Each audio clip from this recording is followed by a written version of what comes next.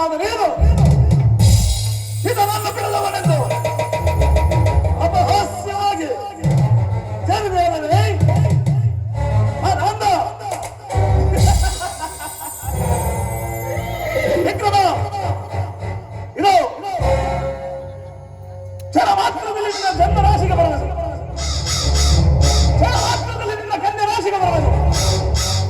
ಈಗ ಶುರುವಾಯಿತು ನಾನನ್ನ ಕೇಳಿದಾರ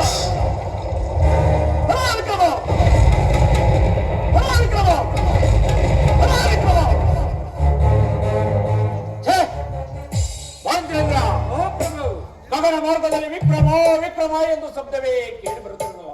ಕಾರಣವೇನಿರಬಹುದು ಮಂತ್ರಿ? ಏನೋ ಅಶರೀರವಾಣಿ ಶಬ್ದವಿರಬಹುದು ಮಹಾಪ್ರಭು. ಏನು ಅಶರೀರವಾಣಿಯ ಶಬ್ದವೇ?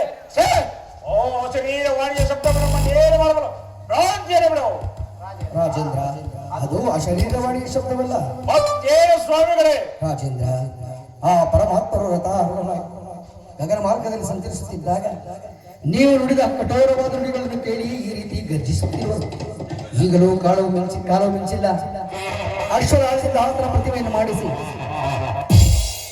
ಎಳ್ಳಿನ ರಾಶಿಯಲ್ಲಿ ನಿಲ್ಲಿಸಿ ಆತನಿಗೆ ಪ್ರಿಯವಾದ ಪುಷ್ಪಾಂಡಲವನ್ನು ಆತನ ಪಕ್ಕದಲ್ಲಿ ನಿಲ್ಲಿಸಿ ಧೂಪ ದೀಪ ನೈವೇದ್ಯಗಳಿಂದ ಪೂಜಿಸಿದರೆ ಈಗಲೂ ಪರಮಾತ್ಮರು ಶಾಂತರಾಗುತ್ತಾರೆ. ರಾಜೇಂದ್ರ, ಏನು ಸ್ವಾಮಿಗಳೇ, ಅಶ್ವಲಾಳದಿಂದ ಆತನ ಪ್ರತಿಮೆಯನ್ನು ಮಾಡಿಸಿ ಎಳ್ಳಿನ ರಾಶಿಯಲ್ಲಿ ಇರಿಸಿ ಗಂಗೆಯನ್ನು ಧರಿಸಿ ಆತನಿಗೆ ಪ್ರಿಯವಾದ ಪುಷ್ಪಾಂಡ ಕುಂಬಳಕಾಯಿನ ಫಲಪಕ್ಕದಲ್ಲಿ ಇಟ್ಟು ಪೂಜೆಯನ್ನು ಮಾಡಿದ್ದೇವೆ. ಪರಮಾತ್ಮ ಶಾಂತರಾಗುವರೆ. ಪಂಡಿತೋತ್ತಮರೇ, ಹರಿಯ ಹರಿಯ ಬರಹವನ್ನು ಮೀರಲು ಹರಿಯ ಹರಗಳಿಂದಲೂ ಸಾಧ್ಯವೋ ಅಸಾಧ್ಯವೋ? ಅದರಂತೆ ನನ್ನ ಹೊರಮನೆಯ ಪುಷ್ಟಾನ್ನ ಭೋಜನವನ್ನು ಅಧಿಕ ಪ್ರಸಂಗವನ್ನು ಆಡಬೇಕು. ನಿಮಗೆ ಬರಬೇಕಾದನ್ನು ತೆಗೆದುಕೊಂಡು ನೀವು ಜಾಗೃತೆಯಾಗಿ ಒಳ್ಳೆಯವರಾಗಿ. ವಿನಾಶಕಾರಿ ವಿಪರೀತ ಬುದ್ಧಿ ಎಂಬಂತೆ ಆ ಪರಮಾತ್ಮನ ಜೈಲು ಕಷ್ಟಕ್ಕೆ ಗುರಿಯಾಗುತ್ತಿವೆ. ಕೊನೆಗೆರಡು ಮಾತನ್ನು ಹೇಳುವ ಅಲಿಸುವೆಯಾ? ಬೇಗನೆ ಹೇಳುವವರಾಗಿ ನಿಲ್ಲಿಸಿ ನುಡಿದ ಶನಿಯ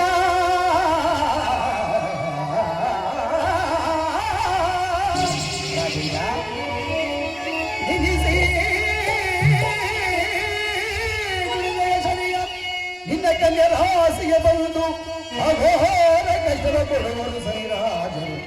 ರಾಜೇಂದ್ರ,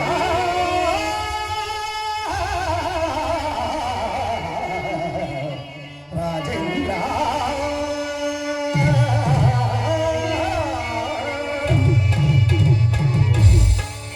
ರಾಜೇಂದ್ರ, ಈ ಪುಷ್ಪವನ್ನು ತೆಗೆದು ಬೇಗನೆ ಹೇಳುವುದರಾಗಿ ನಾವೇನು ಹೋಗಿ ಬರ್ತೇವೆ. ಜಾಗೃತೆಯಾದ ಹೇಳುವವರಾಗಿ. ಮಂತ್ರೇಂದ್ರ, ಮಹಾಪ್ರಭು, ಆ ಪಂಡಿತೋತ್ತಮರು ಕೊಟ್ಟಂತ ಪುಷ್ಪವು ನನ್ನ ಹಂಗೈಹಸ್ತದ ಮೇಲೆ ಇಟ್ಟಕೊಡಲ್ಲ. ನನ್ನ ಶರೀರವು ಹೇಗೂ ಗಡಗಡನೆ ನಡೆದುತ್ತಿರಲ್ಲ. ಮಹಾಪ್ರಭು, ಏನೋ ಸಂಶಯವಿರುವುದು ಮಹಾಪ್ರಭು. ಸಂಶಯವೇ? ಸಂಶಯ ನಮ್ಮನ್ನೇನು ಮಾಡಬಲ್ಲದು? ರಾಜ್ಯಗಳು ಮಂತ್ರೇಂದ್ರ, ಪ್ರಪಂಚದಲ್ಲಿ ಮಾತಾ ಪಿತೃಗಳ ಸೇವೆಯನ್ನು ಮಾಡಲು ಮಾನವನ ಕರ್ತವ್ಯ. ಇರುವಾಗ ಹುಟ್ಟಿದಾಗಲೇ ತಂದೆಯನ್ನು ಬಿಡದು ಪುಟ್ಟ ರೋಗವನ್ನು ಕೊಟ್ಟಂತವನು ಪೂಜಿಸು ಎಂದು ಹೇಳುವರಲ್ಲ, ಆತನನ್ನು ಪೂಜಿಸಬಹುದೇ ಮಂತ್ರಿ? ಖಂಡಿತವಾಗಿ ಖಂಡಿತವಾಗಿಯೂ ಖಂಡಿತವಾಗಿಯೂ ಪೂಜಿಸಲೇಬಾರದು. ಖಂಡಿತವಾಗಿಯೂ ಪೂಜಿಸಲೇಬಾರದು. ಖಂಡಿತವಾಗಿಯೂ ಪೂಜಿಸಲೇಬಾರದು.